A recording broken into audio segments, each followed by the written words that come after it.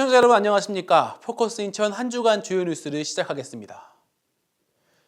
우리나라에서는 지난 20일 충남 서산에서 최초로 감염 사례가 보고된 럼피스킨병이 전국으로 빠르게 확산될 조짐을 보이고 있는 가운데 인천 강화군에서도 지난 23일 세 곳의 축산 농가에서 확진 사례가 발생했습니다.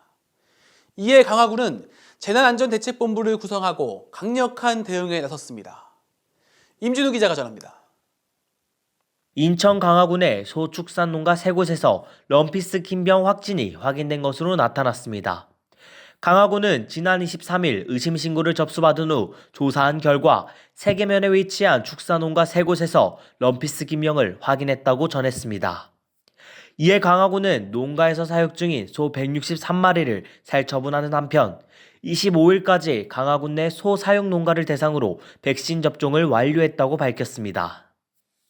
럼피스킨병은 소나 물소 전신에 지름 2에서 5cm가량의 단단한 혹이 나타나는 질병으로 유량 감소와 비적 마름, 가축 손상, 유산, 불임, 고열, 침 흘림, 눈, 코 분비물 증가 등의 증상이 나타나는 것으로 알려져 있습니다.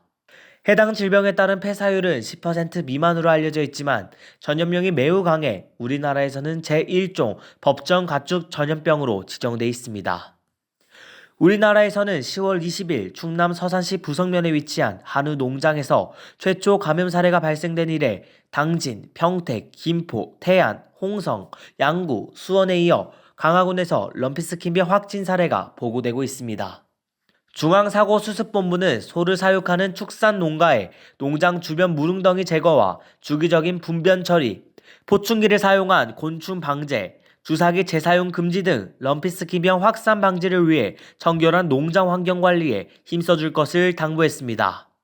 포커스 인천 임진우입니다.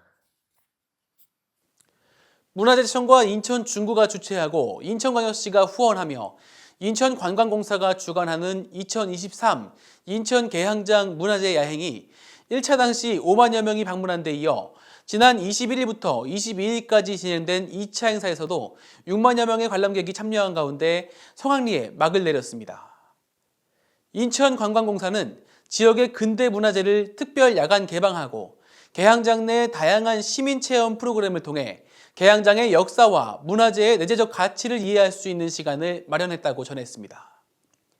이번 2차 야행에서는 1차 행사에서 호평을 받은 계양장 라이팅 쇼를 포함 로컬 플리마켓과 계양장 먹거리 투어 등 지역 상권 활성화를 위한 행사와 더불어 다회용기 지참 이벤트와 대중교통 이용 이벤트 등 친환경 요소를 더한 행사로 긍정적인 평가를 받은 것으로 알려졌습니다.